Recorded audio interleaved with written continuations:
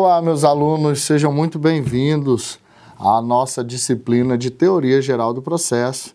E aqui nós vamos finalizando essa disciplina maravilhosa com a unidade 6, onde nós vamos discutir a ação.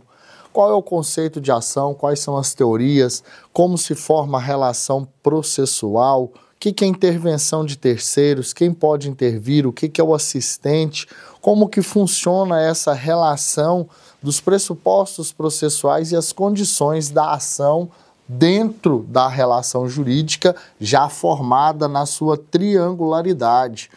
Então nós vamos verificar que a ação é a provocação da jurisdição por uma parte ativa, que é o autor. Então, a ação, o seu conceito e natureza jurídica foi muito trabalhado e muito buscado, principalmente na fase científica, onde nós tivemos ali Carnelucci, Chiovenda, Enrico Túlio Lieberman, entre outros, se debruçando sobre a complexidade do que seria a natureza da ação. Ela é um direito abstrato, ela é vinculada, ela tem ligação com o direito material, ela é autônoma. Então todas essas questões elas foram levantadas, debatidas e estudadas. Para Carnelucci, a ação é como se fosse um poder jurídico que permite uma pessoa demandar a prestação da atividade jurisdicional do Estado, sendo esta autônoma em relação ao direito material. Ou seja, mesmo que o direito material não exista, a ação pode ser exercida para se obter uma decisão judicial sobre determinada controvérsia. Para Chiovenda, a ação é um direito autônomo, independente do material, mas ela define como um direito de exigir a tutela jurisdicional para fazer valer um direito subjetivo, ameaçado ou violado. Desta forma, nós podemos observar que a ação ela tem a natureza jurídica a partir desses conceitos de um direito subjetivo, ou seja, relacionado unicamente à pessoa. Ele é um direito público porque o Estado passou a ser o pacificador da ordem social através do que nós já vimos lá nas aulas anteriores do Rousseau, que criou o contrato social e a partir daí nós estabelecemos o Estado, votamos nos nossos representantes e as leis, como nós vimos, elas têm o caráter de abstração geral, mas condicionando todos os regramentos da sociedade. Autônomo, porque ela pode ser exercida independente da codificação civil, do direito material em si, e também abstrato. E essa abstratividade está ligada a uma questão que ela pode ser simplesmente independente. Ela não necessita de nenhum outro tipo de ligação. Ela existe independente da concreta existência do direito alegado. Ou seja, eu não preciso provar que aquele direito existe, mas dentro daquela determinada obrigação, eu entendo que ele existe e eu quero uma manifestação. Então nós temos as teorias da ação. A teoria civilista ou imanentista, lá de Ulpiano e Salvini, inclusive essa teoria foi adotada no Código Civil de 1916, lá no seu artigo 75, aonde estava vinculado o direito material ao direito processual. Na nova sistemática do CPC de 73, o autor poderia lançar mão desse direito e requerer simplesmente a declaração de inexistência de relação jurídica, lá no artigo 4º, inciso 1. E agora também no novo Código de Processo Civil, o Código Fux, de 2015, tem o artigo 19, inciso 1. Então, essa cobrança de uma ação de despejo, uma ação de cobrança, uma ação indenizatória, eles também verificaram que o juiz poderia jogar improcedente o pedido. Então, não haveria nexo dentro dessa teoria. A teoria da ação como um direito autônomo, de Whitehead e Murter, tá? Segundo essa teoria, a ação não é o direito material ou substancial em movimento. Como queria Savigny, o direito seria a solução do conflito pelo Estado, independente da assistência de razão ou não de quem promoveu a tutela jurisdicional, de quem provocou o Estado. Então, esta forma de pensamento alemão deriva de que o direito à tutela jurisdicional é que é o centro nuclear da ação. Tá? E essa teoria, ela foi tão estudada que ela se dividiu em 3 grandes subteorias, que é a teoria do direito autônomo e concreto, de Oskar von Bülow e Adolf Watt, tá? Que reconhecia o plano material e o processual, porém eles condicionavam a existência da ação ao preenchimento de certos requisitos do direito material. Por exemplo, a ação de cobrança tinha que ser dirigida em face de quem concretamente devia, sob pena de o autor não ter o direito da ação. Ou seja, o juiz não podia julgar improcedente, ele não tinha o direito de provocar a tutela jurisdicional. Uma segunda corrente, por Degob e Plotz, tá? Ele dizia nessa teoria que a ação era um direito autônomo e abstrato, já diferente da teoria anterior, direito autônomo e concreto, ou seja, eu teria que provar o vínculo entre o direito material para a provocação da tutela jurisdicional. Nessa segunda teoria, ela é o direito autônomo, ou seja, ela não depende do direito processual e abstrato. Isso porque o direito de ação ele é absoluto. Eu tenho o direito de provocar o Estado. Eu tenho o direito de requerer um pronunciamento do Estado, independente se esse pronunciamento é favorável ou não é favorável, se é procedente ou improcedente. Isso aí é uma questão de prova durante o processo e não uma questão de ingresso para respaldar a minha pretensão. E a terceira corrente, que é uma corrente muito valorosa e por muitos brasileiros estudadas, que é a do nosso querido Enrico Túlio Liebmann. Lembrando que esse grande jurista viveu no Brasil na década de 30 até os anos 40, influenciou fortemente ali Cândido Rangel Dinamarco, entre outros grandes nomes do direito processual brasileiro, e ele bebe na fonte dizendo uma concepção nova, de uma teoria eclética, unindo uma posição intermediária entre os concretistas e os abstratistas. Ele diz o seguinte, de que o direito de ação ele é abstrato do direito material, mas ele é absoluto e incondicionado, ou seja, ele não é absoluto, eu não tenho o direito total de provocar o Estado, e também é incondicionado. Na verdade, o Liebmann ele fica buscando uma solução entre as duas teorias e ele diz que esse caráter absoluto e incondicionado, ele, por consequência, dá ao Estado o próprio direito da jurisdição. Segundo ele, seria necessário algumas condições da ação, das quais seriam a possibilidade jurídica do pedido, ou seja, daí vem a teoria das condições da ação de Enrico Túlio Liebmann, que a gente tanto estuda e que foi um pouco abolida no CPC de 2015. Mas elas eram a possibilidade jurídica do pedido, ou seja, o pedido deveria ser certo, líquido, determinado ou determinável, o interesse de agir da parte, esse interesse deveria ser livre e espontâneo, não sofrer dolo, coação, tá? E também a legitimidade da parte, ou seja, essa parte, ela é capaz? Ela é legítima? Quem é que propõe a ação de reconhecimento de paternidade? Nesse caso aqui, a mãe, ou o pai, ou o avô. A pessoa teria que preencher esses requisitos para que fosse ingressado no judiciário e fosse validada a relação jurídica. Críticas não faltaram ao Enrico Túlio Liebmann, mas essa teoria ela entrou em exercício dentro do processo brasileiro. Sendo que agora, em 2015, no artigo 17, nós temos como pressupostos judiciais não mais a possibilidade jurídica do pedido. Isso foi retirado devido ao entendimento majoritário de toda a classe processualista de que não vem ao caso, eu não tenho que ter uma possibilidade jurídica do pedido. Então passou a figurar hoje como os pressupostos processuais o interesse de agir e a legitimidade das partes.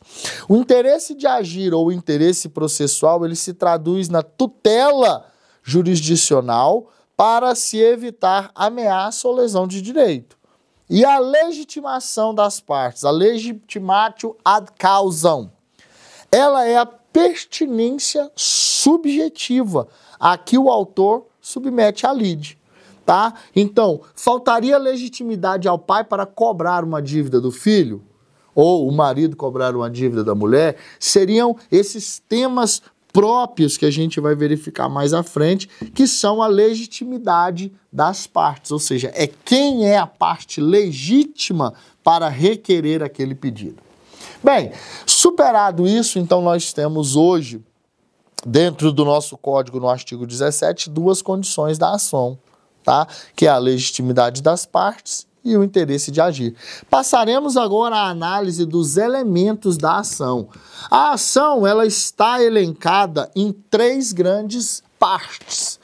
E essas partes não, vamos falar aqui elementos. Porque as partes são um dos elementos da ação. E quem são as partes? Autor, réu e juiz. Todo órgão judiciário são partes também que se estabelece aí, oficial de justiça, que é a manos do judiciário, quem cumpre, quem executa, o oficial avaliador, né, que vai fazer a penhora, que vai verificar, que vai fazer citação por hora certa, que vai na averiguação. Então, as partes são aqueles envolvidos dentro da relação processual. Ela pode ser dividida entre autor, sujeito ativo, e réu, sujeito passivo, tá? Mas lembrando que o réu tem direito à reconvenção, e aí ele vai inverter as posições na reconvenção. E nós temos quem? O Estado, que participa na forma de juiz. Então nós temos essas três partes elementares, além dos auxiliares da justiça, que são os peritos, entre as pessoas que trabalham no fórum, que também são partes. Nós temos a causa de pedir. Nós temos o pedido. Então, como que a gente pode identificar isso? Ora, a gente observa que a causa de pedir, ela diz em dois momentos, que é remota, que está ligada aos fatos constitutivos do direito, e a cláusula de pedir, que diz respeito aos fundamentos jurídicos. Ou seja, lá no artigo 373 do CPC, o autor tem o ônus de provar os fatos constitutivos do direito. Isso é o quê? A causa remota. Já a causa de pedir são os fatos e fundamentos do direito violado. É aquilo que você está requerendo substancialmente, conforme está disposto lá no artigo 319, inciso 3. Isso são a questão da causa de pedir. E o pedido? Ora, o pedido é aquilo que você requer ao judiciário. E esse pedido ele está dividido em duas partes também, em dois elementos. Um, imediato, que é a providência jurisdicional que você está pedindo. Exemplo, uma ação declaratória, positiva ou negativa de débito, declaratória de inexistência de relação. Uma ação dessa está prevista lá você pode olhar lá no artigo 19, inciso 1 do Código de Processo Civil. Tá? O conhecimento de uma execução, um título de crédito, excelência, reconheço que a pessoa deve, tá aqui, ó, declare, inicie-se a execução. Esse é o pedido imediato, com I de igreja. Tá? A gente pode pedir também a constituição ou a desconstituição através de uma ação constitutiva ou desconstitutiva, condenação do réu a pagar, a fazer, a dar, obrigações de dar e fazer, condenação a prestação diversa daquilo que foi pactuado, transformando em pecúnia, tendo em vista a impossibilidade de cumprimento da obrigação. Isso são pedidos imediatos.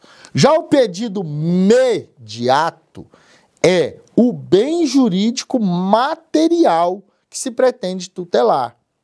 Por exemplo, em uma ação de falta de pagamento, qual é o bem imediato que eu estou requerendo? O despejo da pessoa do imóvel, ou o próprio pagamento, ou uma nulidade de contrato, porque ele tem vício. Aquele contrato uma pessoa não era capaz naquele momento.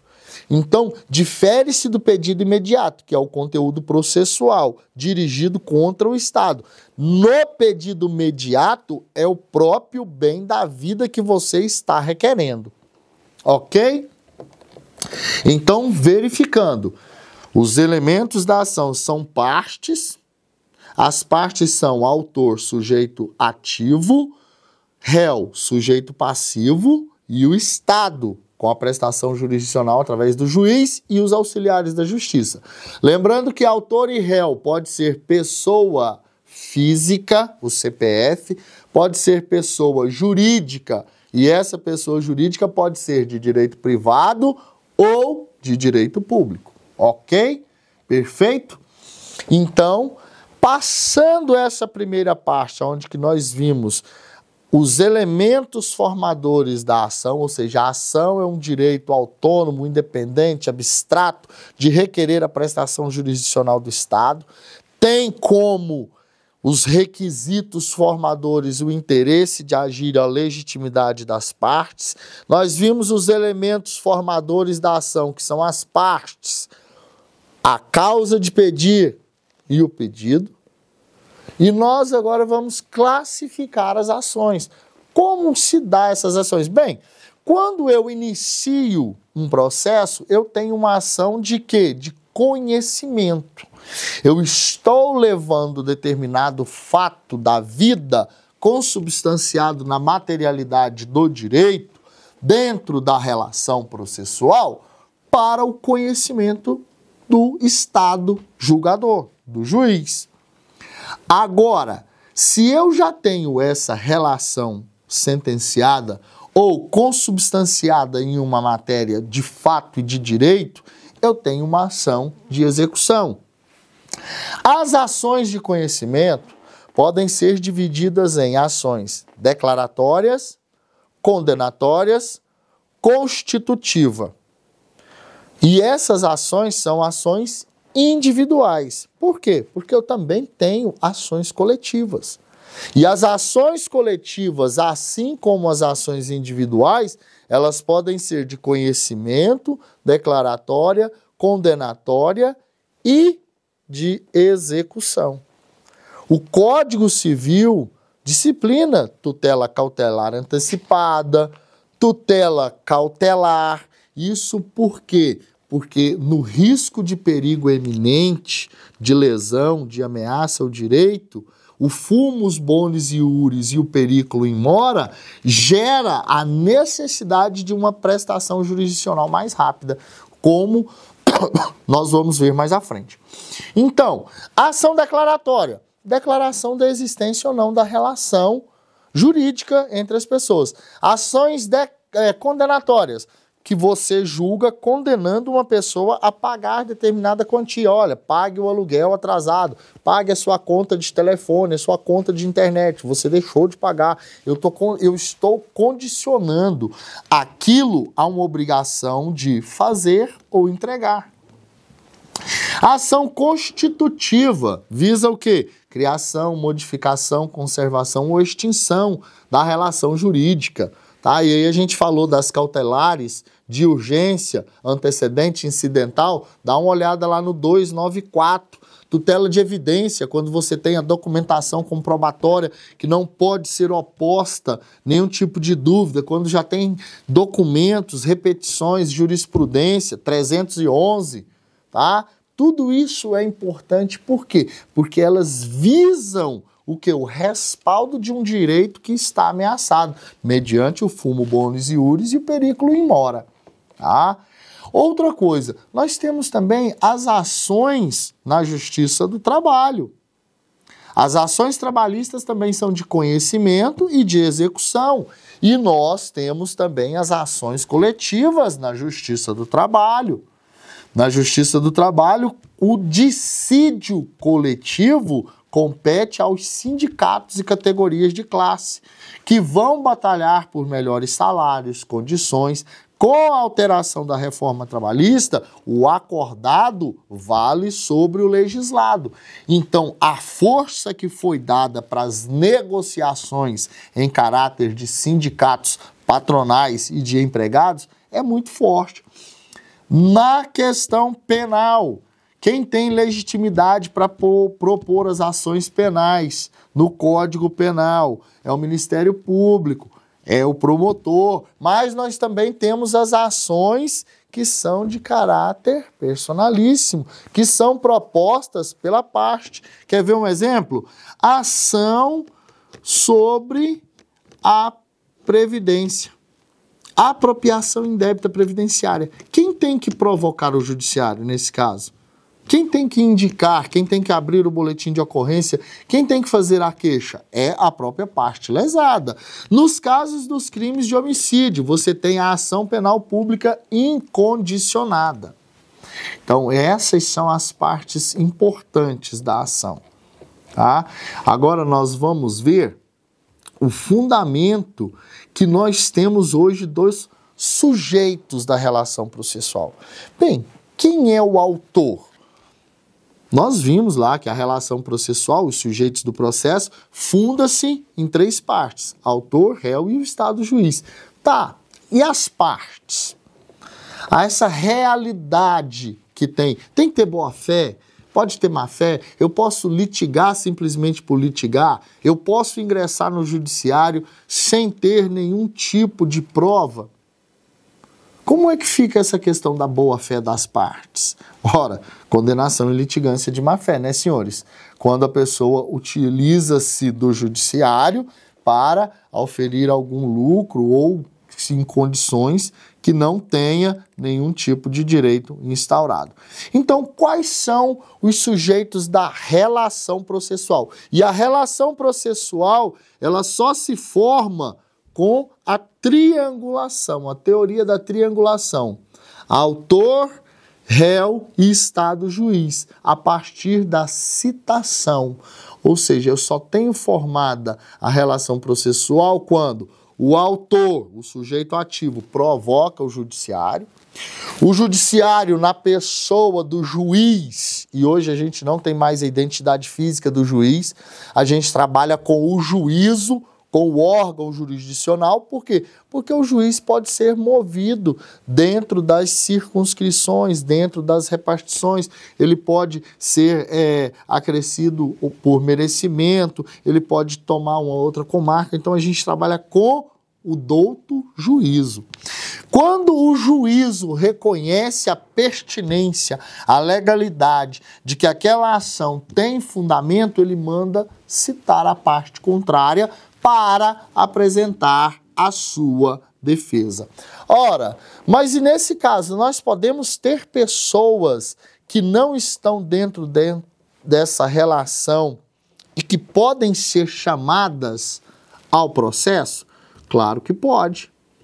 Nós temos hoje figuras que estão dentro do processo que não vão participar diretamente da relação processual. Elas vão ser provocadas. E é onde a gente chama de intervenção de terceiros. E a intervenção de terceiros a gente observa na questão da assistência. Lá no artigo 119 ao artigo 124. A assistência é uma forma típica de intervenção de terceiros. Por quê? Porque ela pressupõe o ingresso de alguém no processo que não figurava. Ela pode ser voluntária ou obrigatória. Assistência voluntária, quando o próprio terceiro fica sabendo do processo e ingressa nele. Tá? Além disso, não tem limite. Por quê? O assistente não formula novos pedidos para o juiz. Ele ingressa na ação nas condições que ela está. A assistência simples, que está disposta lá no artigo 121 até o 123, é o mecanismo pelo qual um terceiro adquire o interesse na sentença favorável em favor do autor, de uma das partes. Tá? Nesse caso eu estou falando do autor. Nesse caso, um exemplo. Olha, o sublocatário que ingressar como assistente simples do locatário em ação de despejo. Olha, ele não participa da ação de despejo diretamente, mas ele tem o interesse. Por quê? Porque ele vai sublocar aquele imóvel. Ele está interligado com o pedido que foi de ação de despejo. A relação jurídica está integrada, que é a locação, é a relação principal, e a sublocação. Tá? Outra coisa, denunciação à lide, artigo 125, 129, é uma intervenção de terceiros provocada pelo autor ou pelo réu. Qualquer um dos dois pode chamar intervenção de terceiro. Ela é uma ação, ela tem natureza de ação porque ela é um processo autônomo. Vai ser julgado se aquela parte faz ou não parte da relação processual. Isso por quê? Porque o objeto dele é dentro das hipóteses que estão associadas à ideia de regresso. Ou seja, se eu quero exercer um direito, eu chamo aquela determinada pessoa para dentro do processo. Tá? Risco de evicção é muito comum você fazer chamamento ao processo. Você chamar, você denunciar, você chamar. Exemplo, seguradora. Seguradora, quando você aciona um sinistro, ela chama terceiros. Ela chama quem fez o reboque, ela participa daquela outra pessoa que estava envolvida, vai ter um resseguro em cima de um imóvel ou de um navio. Você tem a seguradora, você tem a resseguradora. Quem vai liquidar aquela dívida? Quem vai ficar com aquilo ali? Claro que desde que esteja garantido o seu direito de regresso. Tá? Essa é uma forma. Outra forma também que nós temos aqui, muito importante, chamamento ao processo. Artigo 130, 132. É o meio em que o réu traz outras pessoas ao processo. Eu fui notificado para pagamento de uma dívida. Ocorre que essa dívida não me pertence. Eu sou o fiador e o réu e o devedor principal ainda não foi citado. Mas eu estou sendo executado em primeiro momento. Então o que eu faço? Eu chamo o verdadeiro réu ao processo. Eu trago o devedor principal. Isso quando a gente vê a questão da solidariedade ativa, obrigações solidárias, a gente passa a entender a importância da responsabilidade de quem é o devedor principal e quem são aqueles acionários. Um exemplo, fiança. Você é fiador. Primeiro eu tenho que executar quem? O devedor principal, em toda a sua cadeia. Caso ele não venha pagar, eu tenho que acionar o fiador. Mas e se eu entro direto com a ação contra o fiador? Eu vou fazer um chamamento ao processo. Vou falar, excelência, olha, eu sou sim co-devedor, mas na qualidade secundária. Primeiro é fulano, depois sou eu. Outra questão muito importante que a gente tem que ver nisso aí é a questão de litisconsórcio. Quem vai fazer parte do litisconsórcio se ele tem realmente a legitimidade para participar? Bem, meus amigos, por aqui nós encerramos essa disciplina de teoria geral do processo. Nessa última aula nós vimos o que é a ação, quais são os elementos da ação, quais são os pressupostos de ingresso da ação no Poder Judiciário. Vimos quem são os elementos formadores da ação, as partes, o pedido, a causa de pedir. Vimos também que as partes, autor e réu, não estão limitadas, que existem outras pessoas que podem figurar dentro do processo. Um forte abraço. Finalizamos a nossa disciplina. Não esqueçam de fazer a leitura didática de todo o material que foi passado na referência bibliográfica, ler as apostilas e, claro, resolver todos os exercícios, e nos colocamos à disposição para qualquer dúvida através do tutorial. Forte abraço, fiquem com Deus.